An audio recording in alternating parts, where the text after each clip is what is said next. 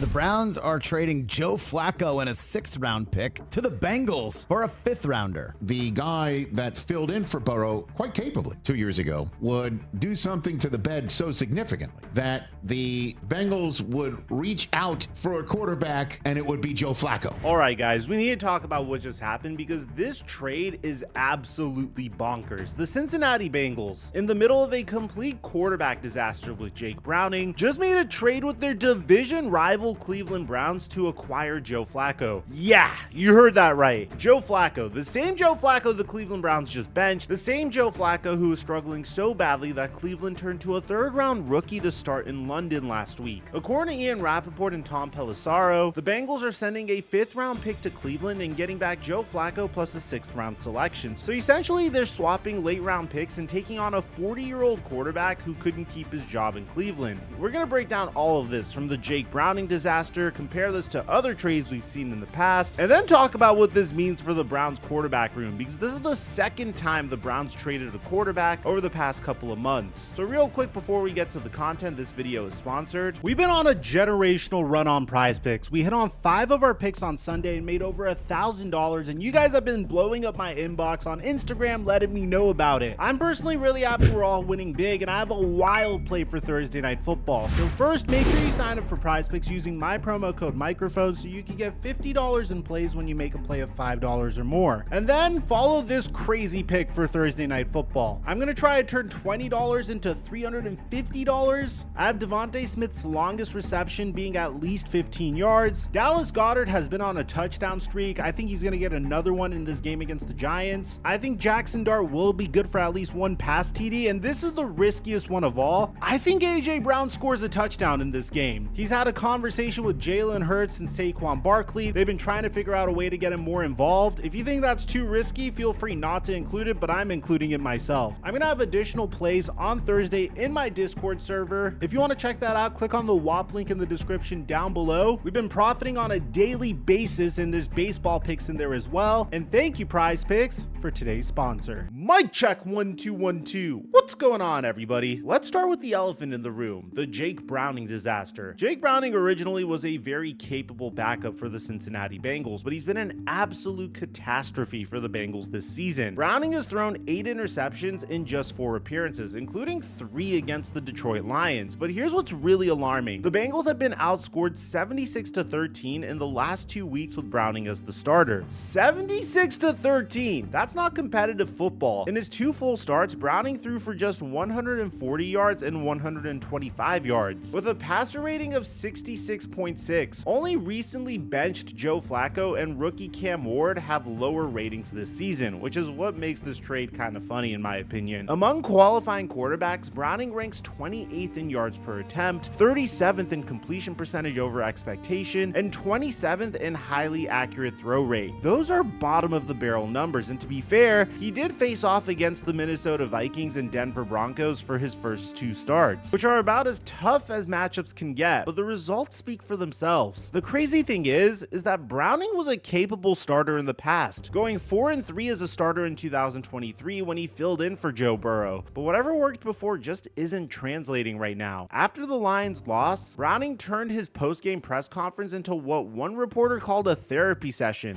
You know, I can see what I was trying to do, like a couple little things here and there that I want to clean up, you know, 1 throw that I want back. But then outside of that, you know, I think you can only have so many takeaways. Accepting blame and harshly criticizing himself. This indicates a clear lack of confidence in himself, and when you're playing scared, that's when mistakes pile up even more. The Bengals cut Mike White from the practice squad today, which signaled that something was about to happen, and now we know that something was trading for Joe Flacco. But here's where this gets wild. Joe Flacco, at 40 years old, is coming off of being benched by the Browns himself. Is he actually an upgrade? In 4 games for the Browns, Flacco completed just 58.1% 60% of his passes with 2 touchdowns and 6 interceptions. That's 6 picks in 4 games. Flacco had a 60.3 passer rating this season, which is one of the lowest in the entire league. The Browns benched him specifically because he wasn't getting it done. So why would Cincinnati want him? Well, sometimes a change of scenery matters, and when you're comparing Flacco to what Browning has been giving you, maybe you're thinking, at least Flacco has been there before. He has nearly 2 decades of NFL experience, won a Super Bowl, and has played for 3 of the 4 AFC North teams, the Ravens, Browns, and Bengals, so he knows these defenses and stadiums. But at the same time, now Flacco is going from throwing to the likes of Harold Fanning and Jerry Jeudy, nothing against Fanning because I have praised him in the past, and nothing against Jerry Jeudy either because he's definitely stepped up his game since coming to the Cleveland Browns, but you can't compare the supporting cast to the likes of T. Higgins, Jamar Chase, and Chase Brown. Joe Flacco is going to be airing out the football 30 plus times a game, and he has the supporting cast to do it. The man could literally chuck and pray to Jamar Chase, and those 50-50 balls are going to start going in his favor a little bit more. But let's be real, the fact that a division rival was willing to trade him tells you everything. Teams don't do that unless they're absolutely certain that player isn't going to come back and beat them. And the Browns clearly believe that even with Flacco under center, the Bengals aren't going to be a major threat this season. And we've seen situations like this before.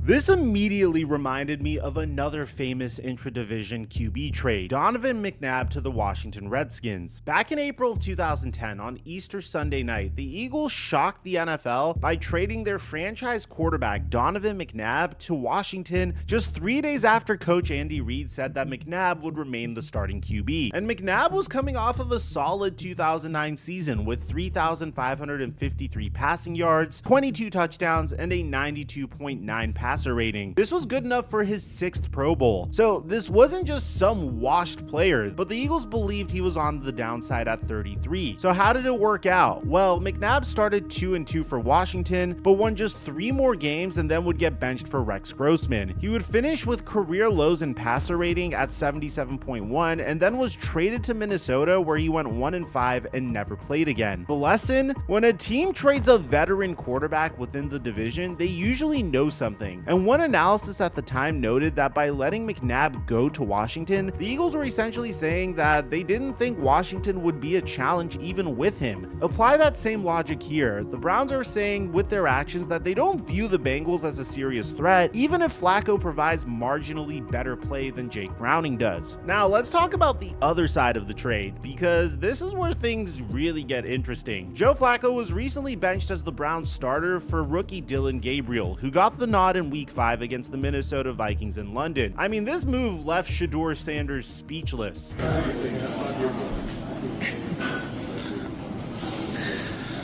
Vocally, anything to say? I guess. What can you say? Dillon Gabriel, the 3rd round pick from Oregon, made his NFL debut last Sunday, and with Flacco now gone, the pressure on Gabriel just went from let's see what you can do to you better prove yourself quickly because Shedeur Sanders is right behind you. Let's establish who Dillon Gabriel is and how he performed, because this matters a lot. Gabriel was selected 94th overall in the 3rd round, partly due to his 5'11" stature. Height concerns are real in the NFL, but he started 63 games in college, the most by any quarterback in FBS history, playing 6 years across UCF, Oklahoma, and Oregon. The Browns privately refer to Gabriel as a computer because of how quickly he absorbs and processes information. He gets the ball out fast, he plays fast, and his experience is off the charts for a rookie. So how did his debut go? Well, Gabriel completed 19 of 33 passes for 190 yards and 2 touchdowns with 0 interceptions in the Browns' 21-17 loss to the Vikings. And I know that's a loss, and you may say that this is a failed debut, but when you take a look at the numbers and who he played against, Gabriel became the first quarterback to throw for multiple passing TDs against Brian Flores' suffocating Vikings defense this season. Think about that for a second. The Vikings had completely shut down every quarterback they faced, and this rookie, in his first start, was the first to crack the code. Gabriel's average time to throw was 2.54 seconds compared to 2.85 seconds for Flacco, and he was efficient in the quick passing game, completing 12 of 17 pass attempts attempts for 100 yards and 2 scores. That quick release is crucial given that the Browns' offensive line ranks 30th in pass blocking and has yielded the most total pressures in the league. Browns actually led for most of that game. It came down to the final seconds, with Gabriel getting one last chance with 25 seconds and no timeouts, getting the ball to the Vikings' 27-yard line before time expired. This wasn't a blowout loss. This was a competitive game where a rookie quarterback put his team in position to win. Now, it wasn't perfect. The Browns went just 3 for 15 on third downs, which played a huge role in the loss. Gabriel didn't push the ball downfield very much, but for a first start against a tough defense with a struggling offensive line, Dillon Gabriel did enough to earn another start. The trade of Flacco changes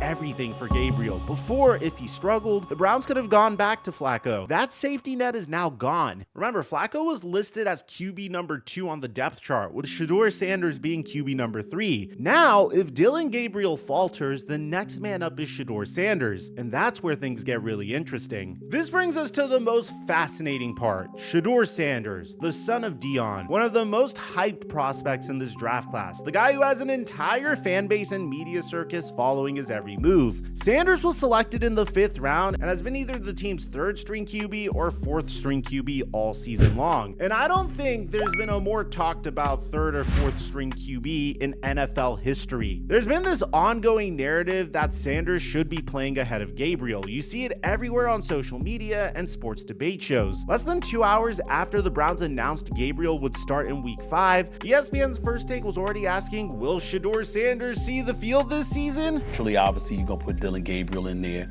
He's a bit undersized. The fans there are going to clamor to see Shedeur Sanders. I'm not saying it's going to be the next 2 or 3 weeks, but I don't think it's going to take week 16 for this to happen. The attention on Sanders is unlike anything we typically see for a 5th round pick. But here's what people need to understand. Gabriel beat out Sanders for the backup job, and it wasn't particularly close. Through the spring and into training camp, Gabriel's experience and football aptitude clearly separated him from Shedeur Sanders. The Browns ran special practices with 2 offensive units going simultaneously just to maximize evaluation, and Gabriel emerged as the clear QB2. All accounts suggest that Sanders has continued to improve behind the scenes, with extra work after every practice and development happening daily. The physical tools are there, the arm talent is real, but right now Gabriel is ahead of him, and after his solid debut, Gabriel has certainly bought himself some time. However, and this is crucial, the Browns have 2 first-round picks for the 2026 NFL Draft, and they have no clear franchise quarterback on the roster. I mean, hell, if you've noticed anything from this past year, it seems like they are not clearly committed to any QB. Remember, they went into this season with Deshaun Watson, Kenny Pickett, Joe Flacco, Shedeur Sanders, and Dillon Gabriel on their roster. Deshaun Watson is out for the season due to an Achilles tear, so they pretty much have 2 dart throws that they selected later on in the NFL Draft in hopes of them being able to potentially find a franchise QB. But if Gabriel or Sanders don't look like their franchise QB, then who's to say that they're not going to use one of those first-round picks to pick a new quarterback in the 2026 NFL Draft? Now, don't get me wrong, if Gabriel or Sanders emerges in a real way this year, that makes next year's decision even easier. Every snap matters, every start matters. With Joe Flacco now in Cincinnati, the pressure on Dillon Gabriel has skyrocketed. The Browns removed their veteran safety valve and put all their eggs in the Gabriel basket. He had a solid debut, protected the football, made nice throws, and showed that he can handle an NFL game. But what happens if he has a couple of rough outings? The calls for Sanders to play are going to get loud. Think about the dynamics here as we head into week 6. Gabriel is trying to prove he belongs despite being undersized in the 3rd rounder. He's dealing with one of the worst offensive lines in football. He's got a fan favorite teammate breathing down his neck, a guy with a massive following whose every move is dissected on social media. I mean, just look at how people reacted to Shedeur Sanders pantomiming when Gabriel was announced as the starter. Get your ass in the front row and study. He has to know that other people are going to look at him and consider that immature. Everything that we have seen in the last 3 weeks is some of the reason why teams did not want Shedeur Sanders on their team.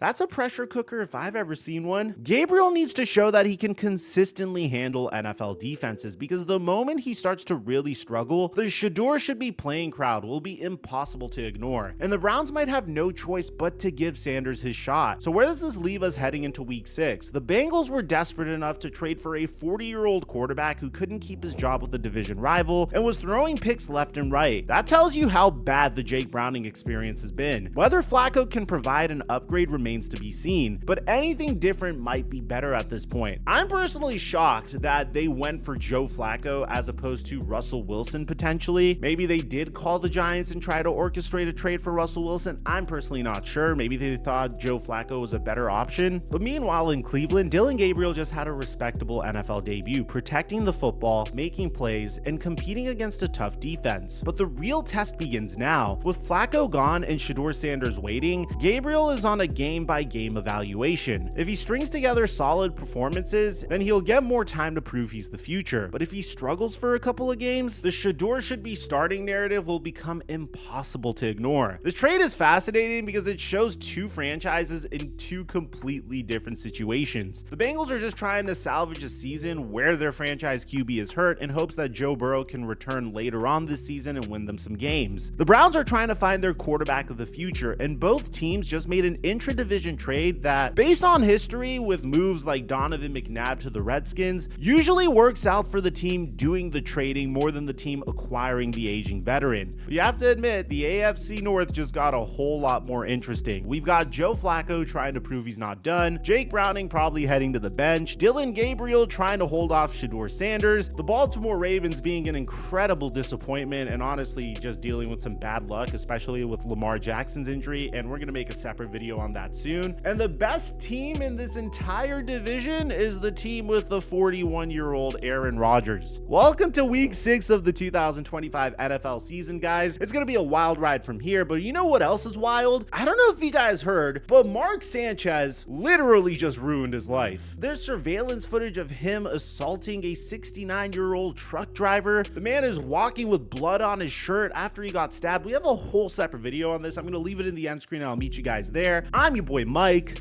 and I'm dropping our mic until our next upload.